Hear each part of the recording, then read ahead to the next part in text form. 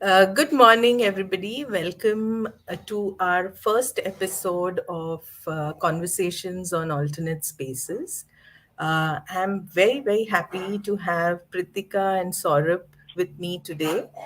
Um, I don't know them very well, but I know them because they had visited my center around 4 years ago. And at that time, Pritika was heavily pregnant with her second child, and they were at a junction where they were considering homeschooling, starting a center. They had already done a lot of research on various alternate spaces. They were in touch with one such alternate space from the US where they wanted to. So they were keen on starting something that they had seen happening in another space. And yeah, so it was a joy talking to them because I think I instantly connected with both of them, and that was beautiful. But uh, I'm not going to say too much because today's session is about them and their initiative. So over to you, Pritika, and Saurav's missing. I hope he joins back soon. Yeah, So he's Pritika, probably. why don't you share about yourself, a little introduction, and also what inspired you to start Flourish? Sure. Okay. Yeah, Pratik, you want to take it? I can. No, no, go ahead. Okay. Ever since our daughter started schooling, back she was in a Montessori school, which we were quite happy with. And once like she started getting closer to like graduating from it, we started looking for spaces which had like the similar kind of education, like a Montessori based hands-on kind of stuff. But we were like hard pressed to sort of find it in Pune. There are like not a lot all over the country either. So we started exploring the idea of maybe starting our own school, and we spoke to a lot of people. I think that's when we met you as well. Like what would it take to sort of start an alternative school, and we had some basic ideas that we wanted to explore, in which like there is no sort of curriculum attached to a time zone, time as such, basically, because children learn at different levels. And we felt that like some children can learn slowly and some children can learn fast. So we were exploring at that time, and uh, we really couldn't find anything that fit our needs. And that's when we sort of one of our friends actually, who was teaching doing curriculum for an Ahmedabad international school, she pointed us to Acton Academy, and she said, what you guys want to build, they are already like doing it. And when I looked at the website and stuff like that, it was about 99% overlap of what they had. The only thing which we hadn't considered then, but now we are like hard religious converts of, is the learner driven model. Because at that time we were still thinking it would be centered around us hiring very very good teachers who would like come and help the students. But it's very difficult to find them. Like if you think about your own schooling, in your like maybe 10, 15 years of schooling, there would be just maybe one or two or three instances of you meeting a teacher who sort of made a profound difference to your life. So what Acton believes and what we have come to realize is that we need to hand over the learning to the children. Like it's very important for us to have a children ask the right questions and then be equipped with the tools to find the right answers. So essentially, that's we met them. We went to the US. We did like a sort of a few days we spent with them, and we got into the network of Acton Academy. And it's basically like Acton is a parent led schooling system. So you can, what that means is that you cannot start an Acton unless your own child is going to that school. So like tomorrow a person cannot come and start only for the pure purpose of a business per se. And Mhm. the network is about 15 years old today, so we are very lucky because we stand on the shoulders of giants who've spent a lot of time researching trial error and stuff, and we have a lot of curriculum that they've built over this period of time which we use. So that's sorry, yeah, so that's how we've come. We started a school. So we were supposed to start in 2020, but the pandemic happened and stuff. So we've started this year. We've finished a year now almost. Okay. So that's yeah, purely for our own daughter. So like we've taken all the best practices that are there in the field of education today, and we are applying and we're learning trial and error and stuff like that. But yeah, that's yeah. Okay, wow, wow. That's so interesting, and it's so nice to see that y'all felt the need and you did something about it. You said that, oh, we Our want. Yes, yes, Pritika. our initial idea was to homeschool, Mhm. and we were considering that first. But when we saw that there's our like my main issue with like traditional schools and classrooms was that there was an adult at the center of the classroom, and the kids are just kind of like pots that you have to like fill in, and the children in the room have like, even though they're the majority, have like no agency, right? They don't know, they don't get to decide when they get to eat, when they get to go to the bathroom, when they get to learn math, if they're feeling like reading. So for us, agency was like a huge thing, and Mhm. having taking the adult out of the equation, and just handing over reins to like learners to decide their journey was like a huge Mhm. part of what Acton sort of really attracted. And Right. obviously, I feel like we set out to start a school, but I feel like school is like the wrong word. I would say it's like a community of like learners coming together and just pushing each other on, motivating each other, holding each other accountable. And that's what Mhm. Acton provided us with. It provided us with the tools to be able to do that because they had done it for 13 years at the time. So we knew that, okay, if they can do it, we can like Mhm. definitely make it happen. So yeah, that was the main driver Right. for the school. Otherwise, we were kind of going in the homeschooling, Mhm. more Yeah. unschooling sort of journey, but we changed Yeah. course. Yeah. Yeah. So what I gather from what you both have shared is that Flourish is a learner-driven community. Y'all wouldn't like to call it a school, though your website does say it's Flourish School, Cool, but yeah. it's a community. It's a Yes. community, and it's learner-driven. What are the other elements of your school? What is its philosophy or its approach? Would you like to share something about that? Sure. I mean, we did like just to answer that previous thing. We did go back and forth whether we wanted to call it a school or a learning space and stuff like that. And then we finally decided to just call it a school because why not? We are in that space, and like it just gives an alternative picture to like children. Like there are a lot of other schools who call themselves learning spaces or like things like that. But I felt like school sort of gives it a little bit more definition that, hey, like, you're coming here and like you're all in it together for something. So yeah, so that was, yeah, we went back and forth over it quite a bit. Like a lot of actors call themselves academies or something like that. But yeah. So the philosophy of the school, clearly, like one of the center principles of our thing, apart from the learner driven thing, is that we believe it is very important for children today to know what is the right question to ask than knowing the right answer. Like we strongly believe in that. The reason we feel is that as we like go ahead, today, if you know the question to ask, answer is just like a Google search away. It is not like you don't even have to go to the library and like open books or know things which you needed maybe 20-30 years ago, before like the networks and the computers came into the picture.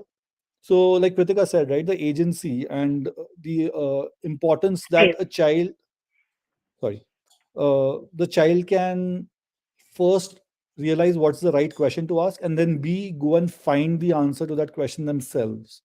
That is very important for us. So and it's a long process. It doesn't happen overnight. Like we have to trust them to do the right things, and it's difficult for us as parents and guides also to like uphold that boundary. Like if some child comes to you and asks you, okay, how do I do this, the right answer is, what do you think, how should we go about doing it?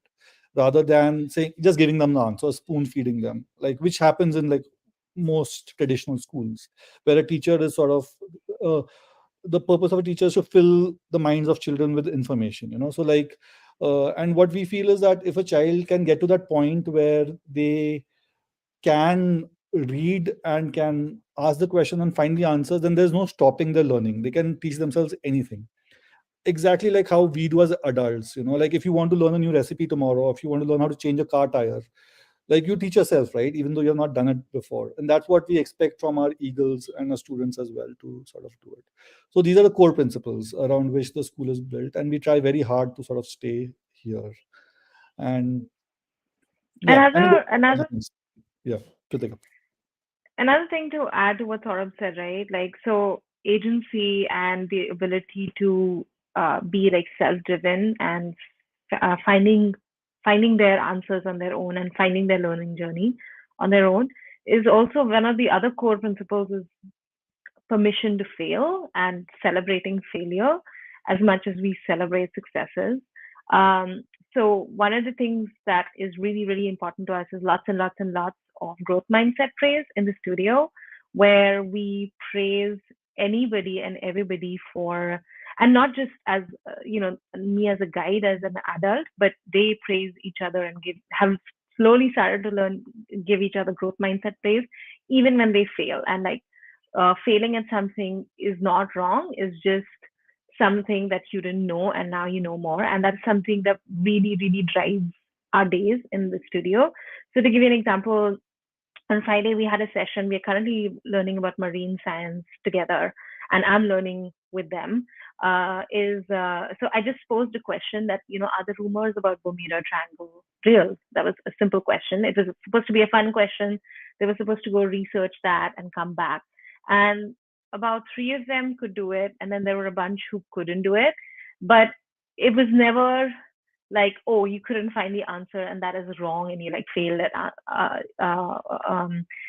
finding an answer to that question. And I wasn't even involved in that conversation. They kind of like coached each other on how they did the research about the Bermuda Triangle. One of them shared a video that she saw on YouTube about it and things like that. So permission to fail and celebrating failure. Actually, we celebrate a lot of things, but celebrating failure is another thing that is very core to our philosophy of the studio. You mute, Sharmila. Sorry, I had to be on mute because my dog started barking. But yeah, I was saying that it's such a wonderful example. In fact, I remember the days when my children went into learning about marine life, and because they were so immersed into it, they spent days and days and days, and they would like to watch the same videos again and again and again, and even read the same books again and again until they felt satisfied about it. But at the same time, when they weren't completely interested in a topic, like I would see that they didn't want to get engaged, they didn't want to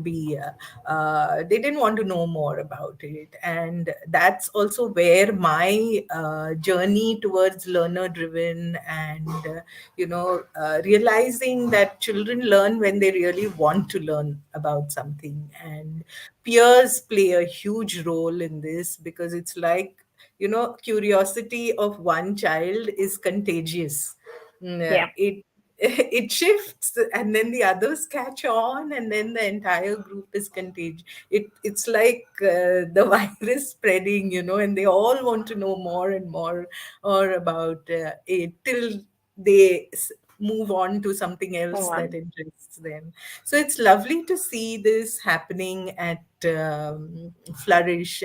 um, uh, you know, a question that comes to my mind at this point is, how does a day look like for children at Flourish, and also for you as a facilitator, as I know, and I also heard the word eagle. I think you call your students eagles. Is that so? So could you tell Yeah. us a little about that? Yeah. So first of all, we call them eagles because we don't like to use the word children or kids in the studio. Saurabh and I always talk about like how we. I feel like so our founders Jeff and Laura, they are pretty passionate about not calling children kids in the studio, just because it again puts the adult at an authoritative position and the children at like your kids. So they are called eagles, but they are free to choose a mascot. We just went with eagles right now because that was the simplest. But next week they might come to us and say we want to use a different mascot. We have actons where they are called dragons and rebels, and so it's adventurers and things like that. So we just eagles is just a mascot that we use because the analogy makes sense to us of eagles soaring and but yeah, the day in the life is so Flourish believes very much in Socratic guidance as opposed to teaching, and so the day is filled with basically eagles being themselves and punctuated by Socratic discussions. So when they come into the studio, we usually we sort of sit, they are free to do whatever they want. And 9 a.m. is circle time where they come in for a Socratic discussion. This is where the guide usually poses a question and then probes them for what they think about that question. So there are no right or wrong answers to that question. The idea is just to spark an idea and then pose an idea and then spark a discussion. And the guide is very much neutral in this situation. So this year we have we are just a half-day school, but when it will be a full-day school, they move on to working on their core skills, which are math and reading. So this could be math, reading, and a little bit of writing as well. So they go on and move on and work on the tools that they have chosen to work on for math. We have a bunch of, we have an array, and I can talk more about that later. But mainly Khan Academy, Dreambox, Beast Academy, those kind of tools that we're trying out different, and we keep trying new tools out for math. Then they can work on reading. So they use Lexia for English, and then we'll be introducing Hindi as well. So they will be using some tools to teach themselves Hindi. They decide what their goals are for the year with their parents for the next 6 weeks and for the next week. So if, for example, their parent decides that they only want to, do X amount in a year, their math goals might be lesser or more based on their discussion with their parents. So they have goals for the day that they have set for themselves, and they are answerable to each other for those goals. Like they can ask themselves, hey, did you get your goals done? And things like that. So they work on core skills goals, then there's lunch and free time. And then we have another Socratic discussion right after lunch. And this is to do with the quest or the writing workshop that we are doing for that day, or history discussion that we're doing for that day. So, for example, for marine science, it will be a discussion related to marine science. So it's usually a video followed by a discussion about that video. And then they work on the hands-on quest, which is a very hands-on project-based activity, or they work on writing. And we don't treat writing as, again, hey, you go and write this essay. Writing is a really long process, and you write a beautiful work of writing that you're proud of over 6 weeks' time. So you start with, writing, coming up with an idea, then you draft it, and you draft it multiple times. You get feedback from your peers. The adult in the room never gives you feedback, but your peers do. And then you revise it, you edit it, and then eventually, if you're proud of it and your community believes that it's excellent work, you get to publish it in an exhibition that happens at the end of the session. So writing and quest is a hands-on activity that happens in the afternoon. And this is followed by, again, a Socratic discussion, which is just reflection of what went well, what didn't go well. This could be run by the guide or the eagles themselves. They slowly started to ask me if they can run the closing as well. So that's kind of how, and obviously after that, they get to go home and they're done for the day. If they choose to work at home, that's up to them if they haven't met their weekly goals. And yeah, Fridays are usually, we don't do anything on Fridays. We have fun Fridays. which is basically, a celebration of the hard work that we have done in the last week. They're again very careful about what Fun Friday should be, and they guard it with everything they can. And yeah, all of this is wrapped into a lot of collaboration, a lot of studio governance. They take care of the studio by themselves. So we have studio maintenance at the end of the day, where they have divided what part of the studio they clean. So somebody would clean the kitchen, somebody would clean the art room and things like that.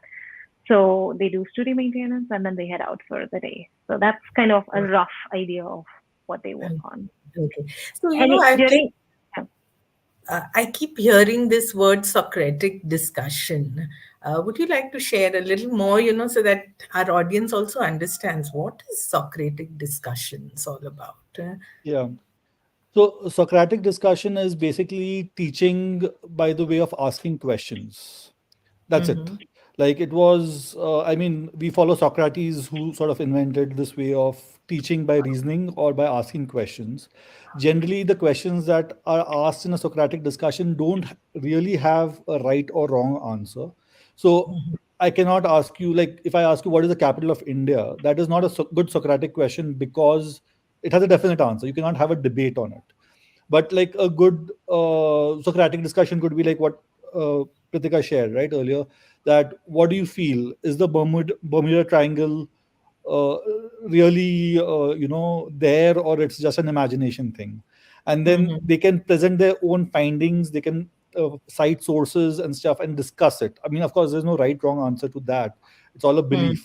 So it depends on, like, there's a back and forth there. A lot of times what happens in a Socratic discussion is the eagles who choose, like, say, option A at the beginning will end the discussion with choosing option B, because now they have sort of been convinced, like maybe what they thought initially was not right. So Socratic discussion is just this.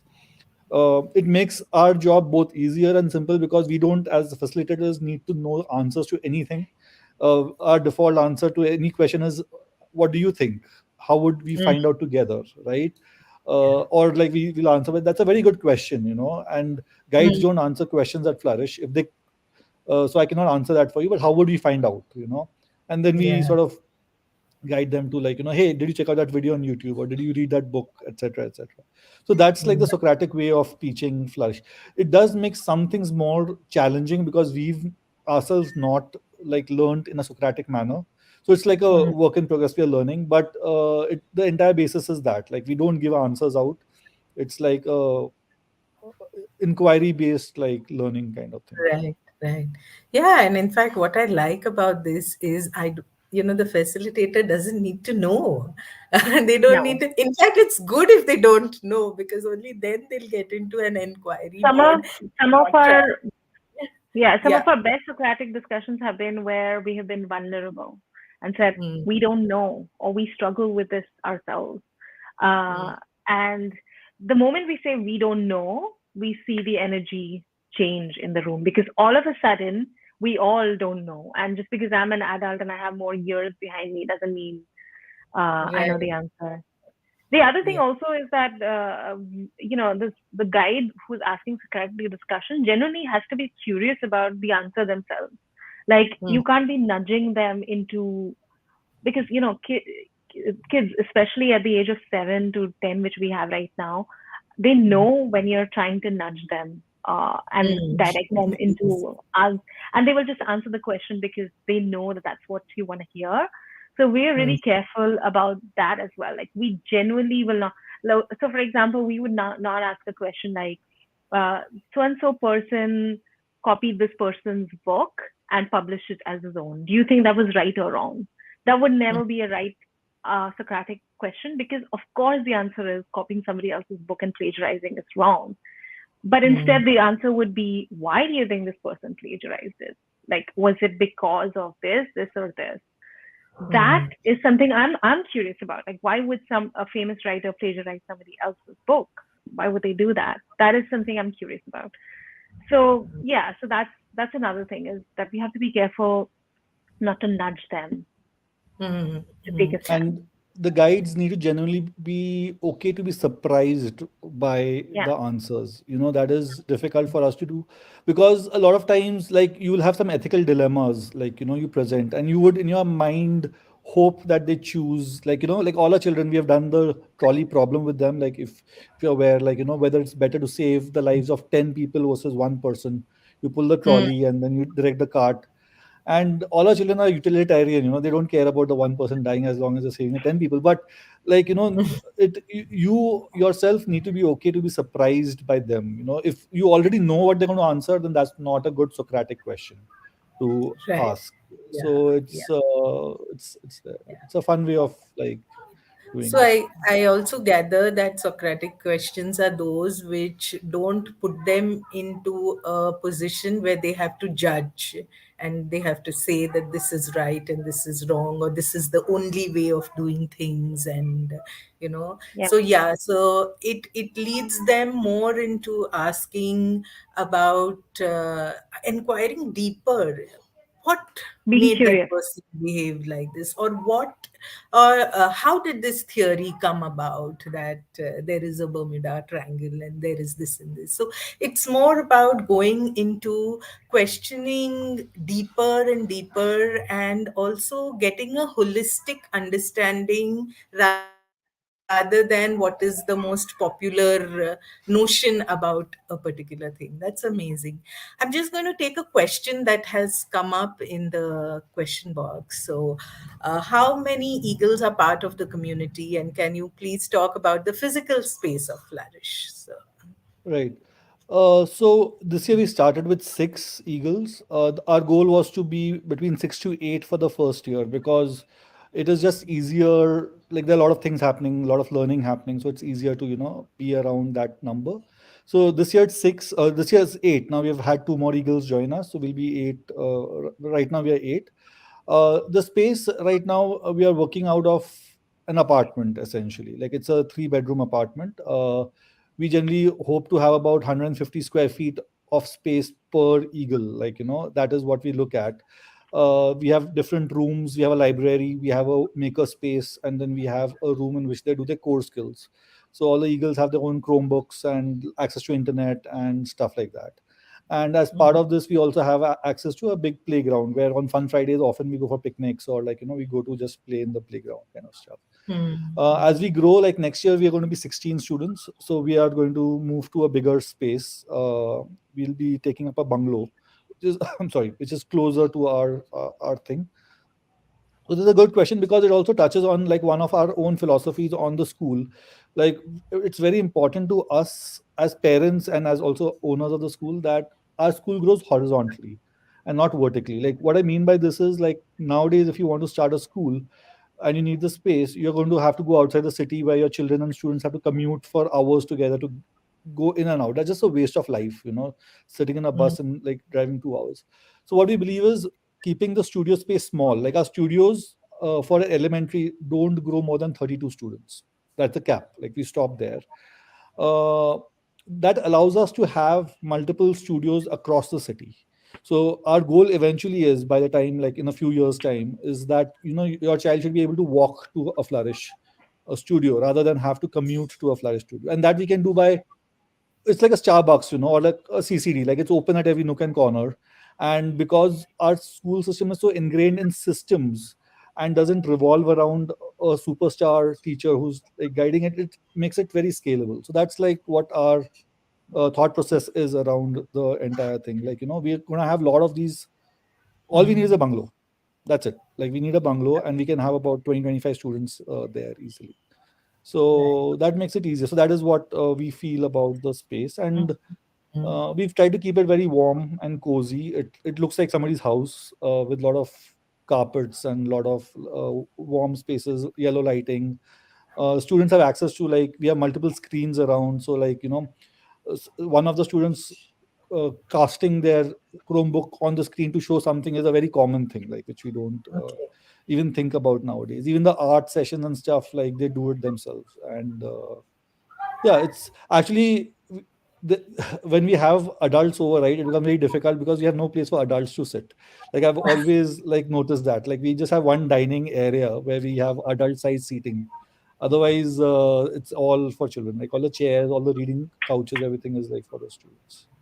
And Wow. that's how we always want it to be. We want it to be like a homely space Mm, where our children can feel that they can sit anywhere and just be themselves and just have like room to collaborate. Another reason we are currently small and we want to grow at a pace which is sustainable is that we are very we want our tribe of parents to be people who are on the same page with us in terms of what learner driven means. And mm, so that also plays a factor into being, in an apartment because we want to have only the families that are mm. on board with our philosophy. Wow. Yeah, I know that that is so crucial because I've seen many alternate spaces, because as they grow, parents are not aligned with that philosophy, and then the compromises are made, and slowly the philosophy just changes and it becomes the school ends up becoming a mainstream conventional kind of a space. So it's really nice to know that Flourish will scale at a pace where they take along the entire community. That's Yeah. amazing. Yeah, Now, sorry, Sharmila, just one quick point to add to the discussion is that one strong thing that we believe in is that we will not spend on anything which does not help with the learner's learning journey. So we've tried to keep like our fees as low as possible so that we can have more people join in. But at the same time, we believe that things that can be easily outsourced or like parents can do it at home or something, like we don't feel that it is for us to invest in. So like keeping the school small, being self-sustainable, because that's exactly what you said. Once you become a big school and you have like a big rent to pay and a lot of teachers or like facilitators to like pay salaries too, then you depend on the parents for like the fees and stuff like that. And we've tried to really keep it so that we are self-sustaining. We don't have to sort of change our philosophy based on like the number of students. So it's like that's important to us. Yeah. yeah, That's yeah. the most important to us. Yeah. Nice to know that. The what caught my attention in your in what you shared earlier was that you all want to create different studios at different locations. That takes me back to a book that I had read on it was by Ivan Illich, who shared that what is needed in the society today are webs of learning spaces. So you Yeah. create a web where, and he in fact said the same thing that you shared just now, that why do you need to travel half an hour, 1 hour, 2 hours to reach a school? You should just be able to walk or cycle down in 5 to 10 minutes to reach the space. And so And it's and the thing yeah. is, Mm, the interesting thing is that that's how schools were till about 70, 80 years ago. It's this right. huge, massive, giant learning factories that we have created is a very Mm, recent thing. One room schoolhouses were the norm. You had a one room schoolhouse in the village where kids of mm, all ages came together because a 6 year old might know more about something than a 10 year old, and that learning that happens there is, you know, invaluable. So that was always the case. It's, the whole massive school thing was completely for the benefit of the teachers and the principals and the administrators and had nothing to do with children. right, right. Yeah, yeah.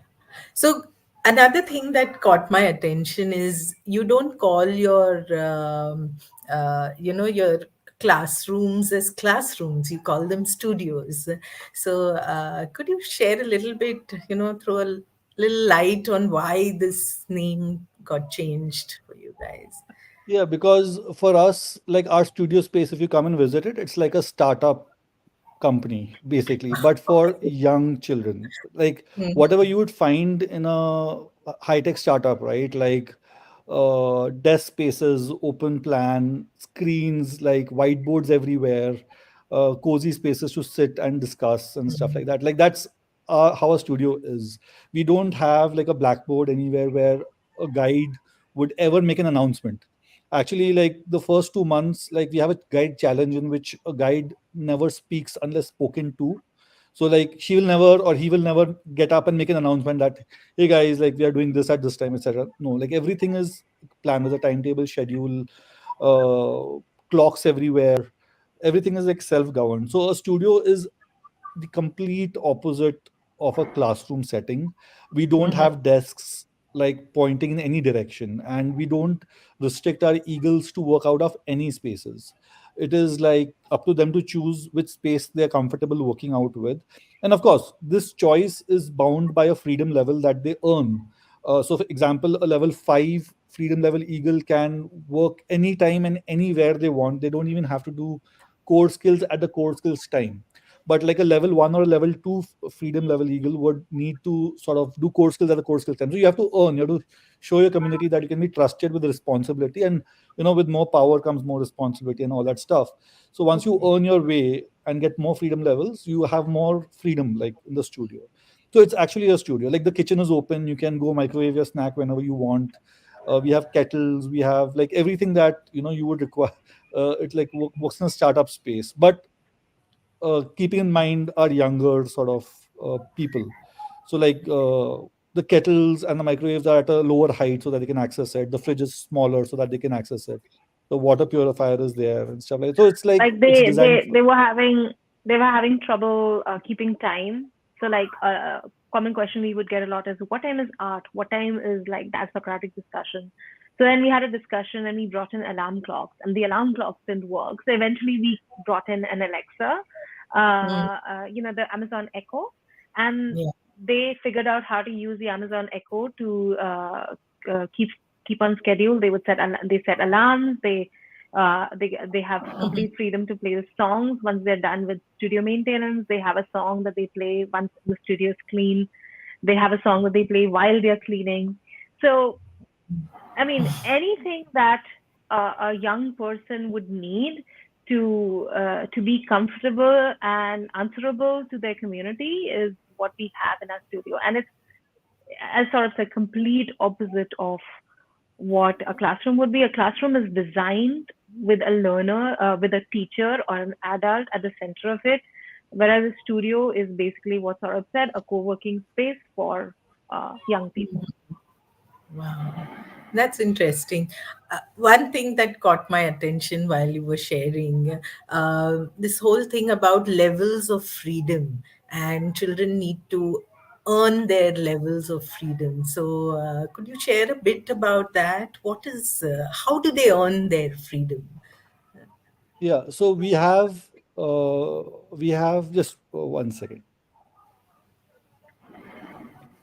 So we have 5 levels of freedom, which we have defined.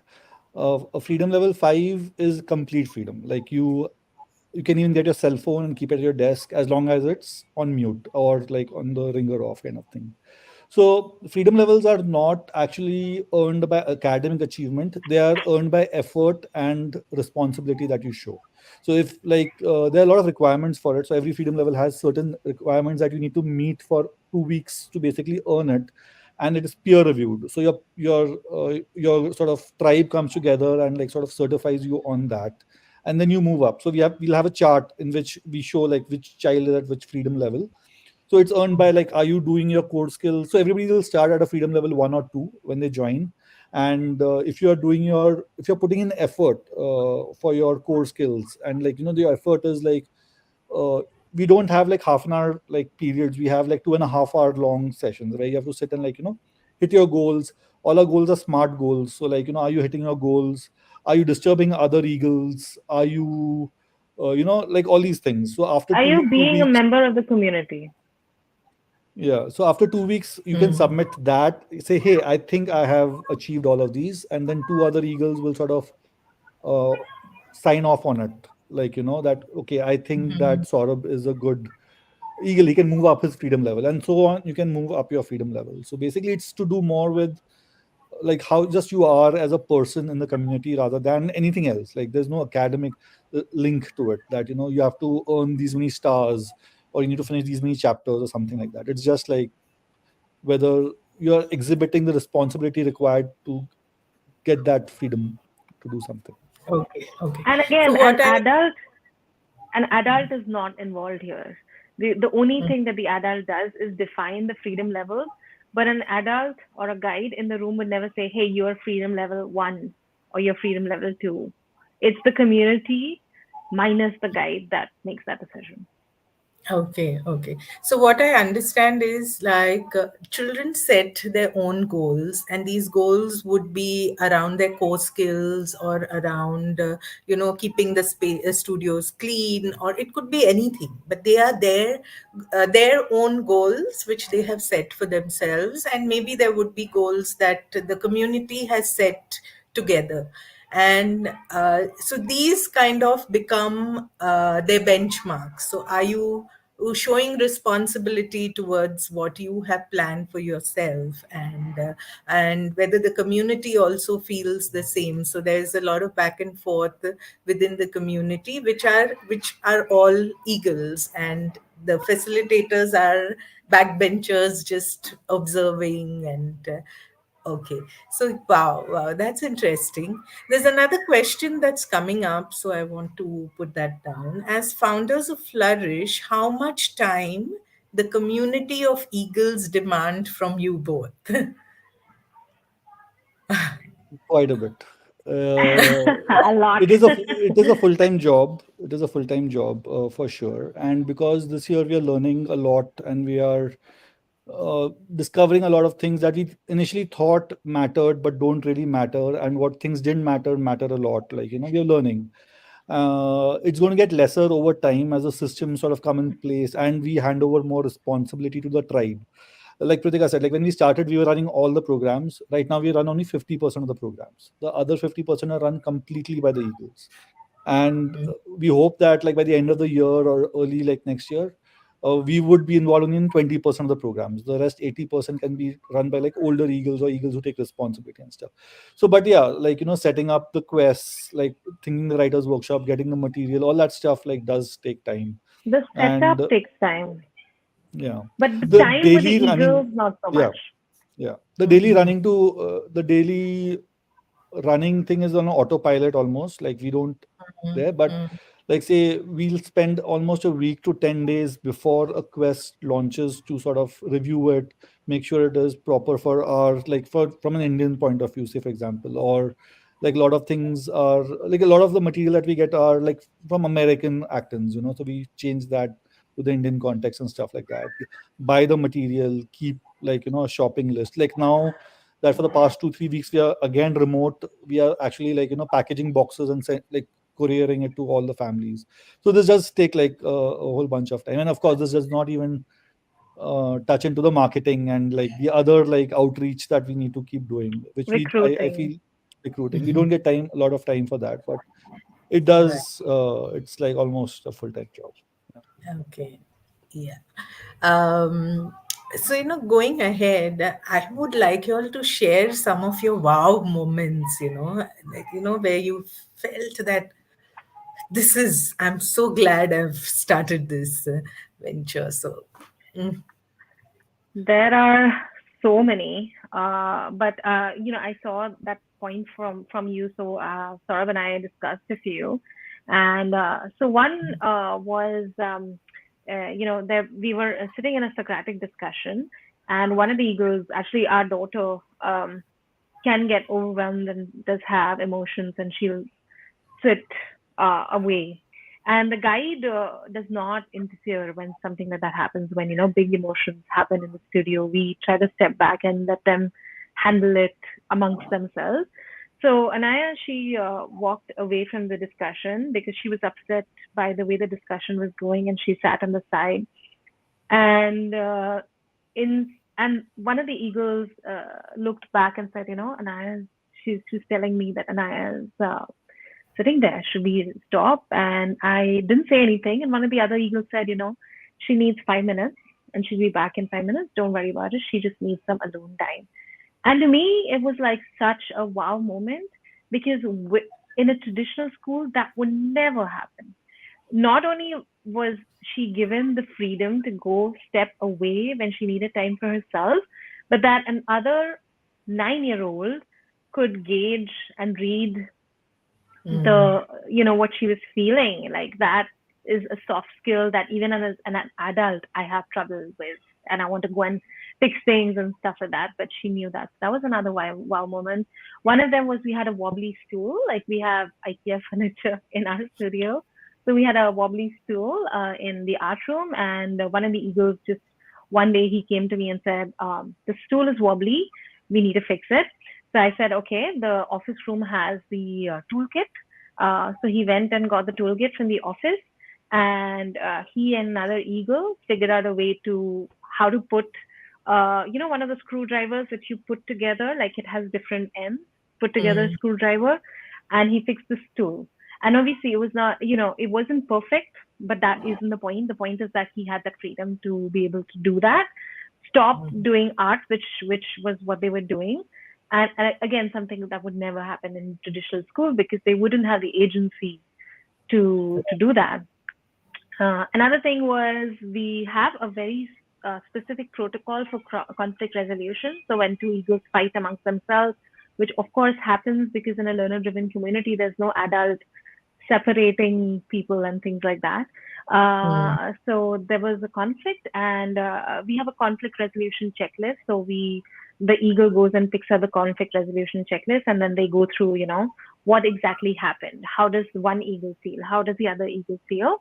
So I was running that meeting because it was the third month that we were operational. So none of the eagles had taken over that responsibility, and we had our youngest eagle jump in, take the sheet from my hand and say, "So how did that make you feel?" How is she supposed to know that he felt bad about it? And she's 6.5. And everybody just stopped and just started answering her questions. And I looked at my guide who was with me at the time, and I just stepped back and I was like, if they might not resolve the conflict, and that's okay, but the 6.5-year-old thinks that she can do it, and like that's what matters. So that was a huge wow moment for me. Again, she had that option. And of course, there was a time, so everybody has jobs in the studio. We have a librarian, we have somebody who takes care of art and art supplies, we have somebody who takes care of the stores. If there's something missing, like color pencils or whatever, they let me know about it. We have somebody who manages our Eagle Bucks store, which is, Eagle Bucks is the currency that we use in our studio, and you earn Eagle Bucks through effort that you put in with the community and things like that. So we had two eagles who came and told me, we don't know who has what job because we change the jobs every 6 weeks. So I was like, okay, what can we do about it? And they were like, maybe we should have badges. Everybody should wear the badge of the job that they have. I said, cool, but I don't have time to design those badges for you. So they went, they said, we'll take care of it. So they went on Canva. They designed the badge on their own, and they have access to the printer. They know how to use the printer. So they went and printed it out. Then they said that this badge is paper, so it might tear. So I said, I have a lamination machine at home. Would you like me to bring it to the studio? And they said, sure. I brought the lamination machine to the studio and just placed it on the table. And they went and Googled how to use a lamination machine. And they used it themselves. They laminated the cards, they cut them up, they put safety pins on it and gave it to whoever had a job with zero adult involvement other than what job would you like to do. So these are like the 4 or 5 like wow moments, and there are many. This is just what happened in the last 4 months that I remember. So I mean, you can imagine, like as the founder of the school, this is what we wanted for our daughter. Like we wanted her to be able to do these things, and even if they are not perfect, who cares? Like the point is of trying different things and working as a community. That's what our wow moments are. And I haven't even begun to talk about like their core skills and how many grades they've jumped, because that isn't the point. So yeah. Wow. In fact, I'm going all wow right now. A question that pops in my mind is, how did you prepare, to because these are skills that we didn't grow up with. So we weren't, I think I was just taught in a way, my everywhere the carrot or the stick was used. And so I think even I, in spite of being into facilitation for a long time, it has been a self-learned process where I stop myself from, either giving away the answers or making children feel that my view is the only view and so on. But it has been a long journey of reflection and learning and reading books. How did y'all do it? Was there a training program, or there was somebody who mentors you, or how does that happen? So yeah, so a major part of it, right, is being part of the Acton network. I think Yeah. that I think, I mean, if nothing else, just even if you never started the school, the cost of admission itself is justified by being part of the network. So the Acton Academy actually started by the founder Jeff, who actually runs an Acton School of Business, and he's been running this MBA program for many many years. So a lot of the stuff that we have from him are very MBA centered. Like you spoke about motivation right now, right? Whether it's an intrinsic motivation, Yeah. extrinsic motivation, whether it's an individual motivation or group motivation, Maslow's hierarchy and all that stuff. So all this information is sort of, I wouldn't say like part of a training or anything, but it's there on the network for us to browse and read and stuff like that. And we are, as part Mhm. of owners and guides, we get to be part of this active network of owners and guides, which is a Google group, which has like right now we have Mhm. about 400 500 schools. So there are about thousands of owners and many more thousands of guides on that. And it's a very active Mhm. network. Like every day there will be about 20 conversations happening on either of the groups, and the questions are like, oh, I'm having this trouble in my studio. What do I do? What do I do about it? Like, this student did that, this parent did that, like, and just reading through that gives us so much experience, and like, allows us not to make the same mistakes that other actors are making and stuff. And some of these guides are like really Mhm. smart, intelligent, thoughtful people, and when we read their answers and their stuff, we get a lot of information from that as well. So we don't actually uh, find ourselves spending like a training thing or a time with it, but like over a period of time, like all this collective knowledge and information has sort of helped. And of course, like before we got started, we read like all the material that they had recommended to us. So like every month there's a book that they recommend to you to read. Like it's not compulsory, but like say for example, The Gardener or the Carpenter, like that's a very good book to read. The Brave Yeah. Parent is a recent book that was sort of suggested on consequences, and taking a more Buddhist approach to child uh, rearing, and stuff like that. So it's like all this collective thing just helps, and eventually, I hope it'll become ingrained in our like thought process. So we don't even think about these things, but it's like a Mm. very much like we don't differentiate between adults and young children, like or young people as we call them. So whatever works for us will work for them, like so.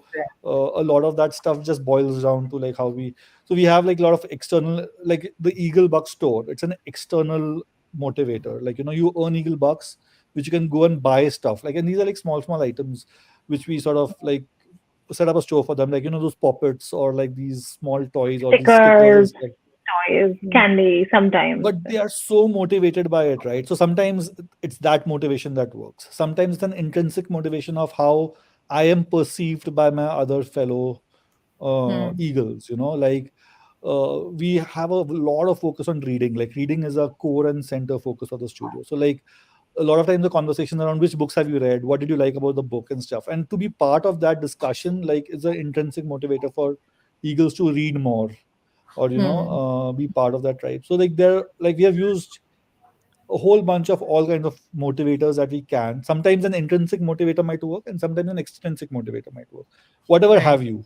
And the Mm. cost of payment, like say for example, Fun Fridays, we sometimes you end up spending like a little bit of money, like like we'll have cupcakes, like sometime we'll go for picnic or we'll do something. Like recently, I'll give an example. We had like this chart put up before Christmas break in which we had like as a community, if we can read 60 books or 50 books in that session, which is 6 weeks, we get like a movie and a pajama party, and we had like With different pizza levels. and yeah. Mm. Like our guide wrote thermometer, and we would paint every time somebody would read a book, and every day they would be so excited, like, hey, I finished this book, I finished that book. So we would like Mm. paint the stuff, and we spend money. But like, can you imagine like spending 2,000 rupees and getting 8 kids, like 8 children, to read 50, 60 books? It's like a no-brainer, like, like totally worth it for us. So So yeah, like we we have are all not these kind of. shy of we are not shy of extrinsic motivators at all. Like, I know that there are a lot of people who have a problem with it. We don't. Our focus is building the community uh, that is answerable to each other and learns that you celebrate the good and the bad. And if that celebration is things, great. If that celebration is being perceived as a reader or a really organized person or really good at math, that's fine too. Yeah. Oh, wonderful. There are a couple of questions that have come up. I'm going to put one on reading first because we just spoke about reading.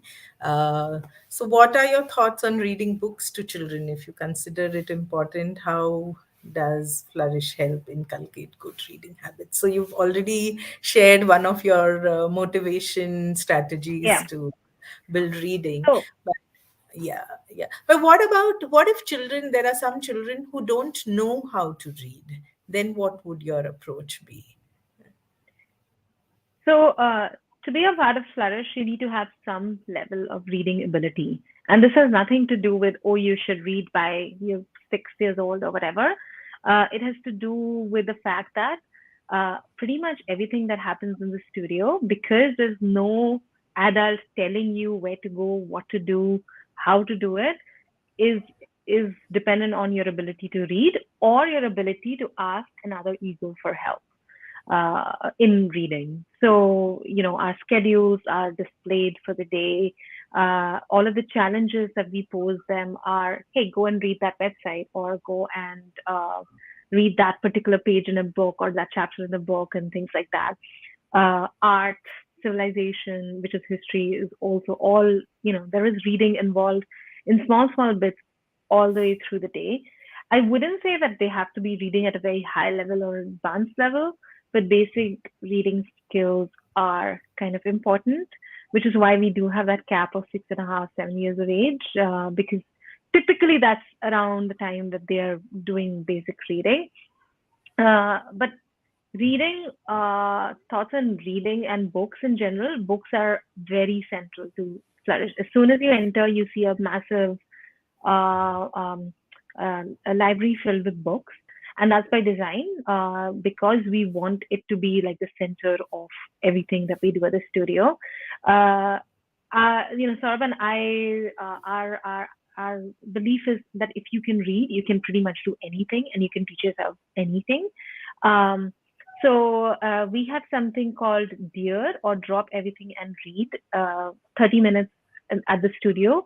So they're constantly reading through the day, but reading a deep, well-written book is like really important. So we have something called badge books, which are high-quality works of literature, which we offer to the students. And we have something called Drop Everything and Read, where 30 minutes you drop everything and you just sit down and read a book.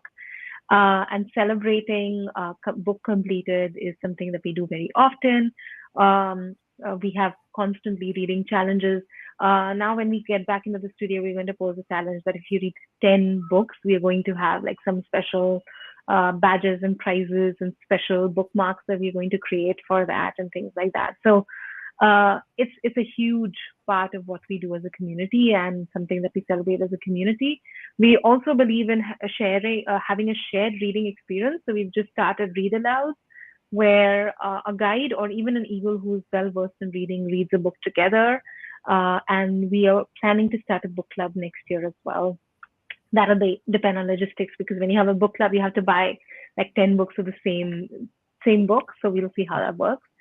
But yeah, it's a huge part of what we do. I would say this is a center stone of what we do. Yeah, yeah. So as we are nearing the completion of 1 hour, there's just one more question, which is which I don't think is going to take too much time. And then I would like you all to share a little about your challenges, in running a space, and then we'll move towards closure. I think we might go a few 5-10 minutes ahead of our planned time, but I think it's worth it. So, uh, I'll just share this question quickly. So, as we are moving between online, offline, school, as COVID waves kick in, how does Flourish tackle that? Yeah, so I can take that. So by design, like because of the way Flourish works, like students can very easily flit in and out of an online offline sort of mode. When we started school, we were online for the first month, and then we became online, or then we became offline, and right now we are again online for about 3 weeks now.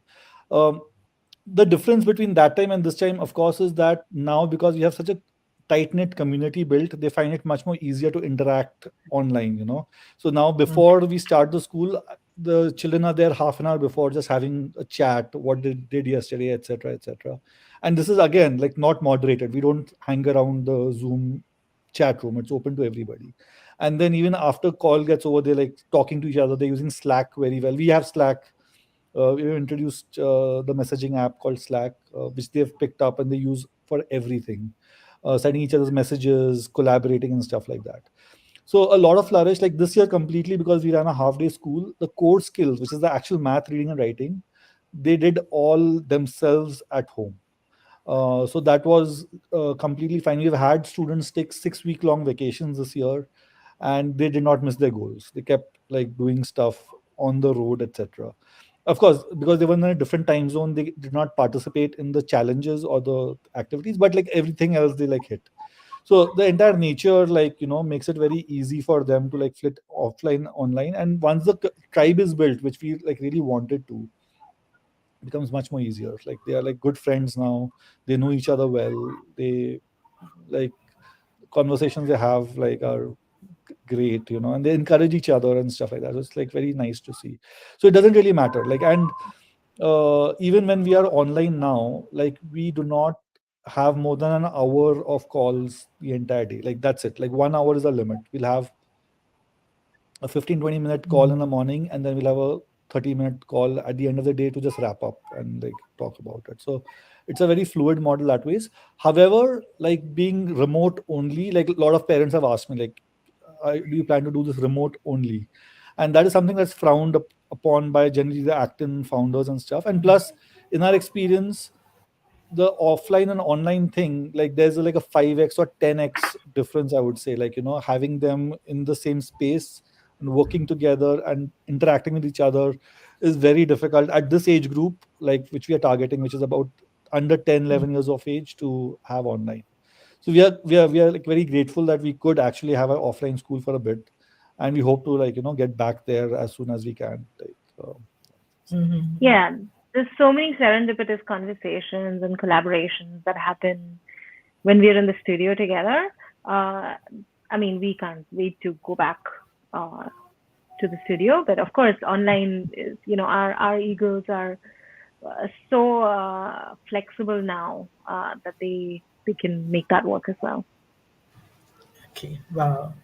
Okay, now coming to my last question.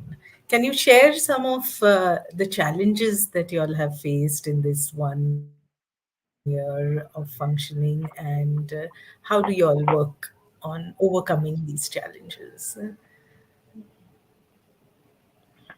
I think like one of the biggest challenges for us is like for us to sort of step back ourselves. Like we often find, like I myself often find that to be a little difficult as a guide, to be a true Socratic guide. Like eventually I hope to get there, but it's inherent in you as a parent, if you see a child struggling, to let them struggle. Like we say that, like at the drop of a hat, like it's struggling is good and stuff like that. But I found myself so like find myself being very difficult. To give an example, on our entrepreneurship quest we did a little while back, we had a challenge on them to make an assembly line pizza. So the idea was to teach them about assembly lines and what are the benefits of having an assembly line and stuff. So they had to make pizzas, divide them into two teams, make pizzas. Of Mm. course, these are paper pizzas, so you have to color and stuff like that. And the goal was which team makes the maximum pizza in a given time. And we had this entire launch before that, and they all agreed that assembly lines are good and what roles they should all do and stuff. But when it actually came to the activity, right, they were all over the place. Like they were one of them was making like the entire pizza by themselves, like everything. And for me to stand there and see them do that was so hard. I had to go and lock myself in a room, so that I do not interfere and tell them, what to do. And eventually, at the end of the day, they learned it themselves, by trial and error and stuff. But as an adult, I felt, if you just give them an idea or a clue, hey, like, maybe you should have just one job per person, and that would like, Mm. but that is not the right way for them to discover it themselves. And so that's one of the challenges that we face. Of course, the other thing is founders and also sort of part-time guides that we are, like, it's difficult to sort of like, it is a labor of love. Like before we started, we spoke to a lot of founders and they all told us it is a labor of love.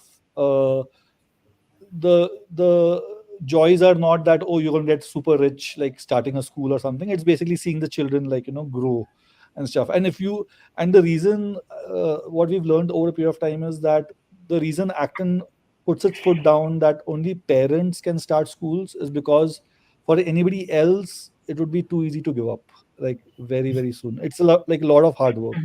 And we sort of end up persisting because our own children like are going to the school, Yeah, we're and doing like it for, yeah.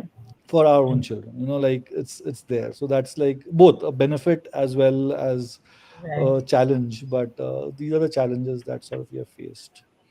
And again, like, one of the challenges, I mean, I wouldn't call it a challenge because we are it's going to take time for us to find parents like us, like-minded parents. Like, it's of course, uh, it's still there, but we are not in the business of convincing somebody. Actually, like one of our sales pitch, we have an entire section which we try to unsell the school. Like, we want you here only if you truly believe in this and not the other thing. So like trying to keep that tribe and getting only the right kind of families fit is like, of course, a challenge for any alternative school. Like, so we have that as well. So yeah, that is from my Yeah, list. we used to. I used to tell Saurabh that managing parent expectations is going to be a challenge, and we're going to Mm. have to put in a lot of time in it. And Saurabh like put in so much time and effort into finding the right families and only letting the right families in.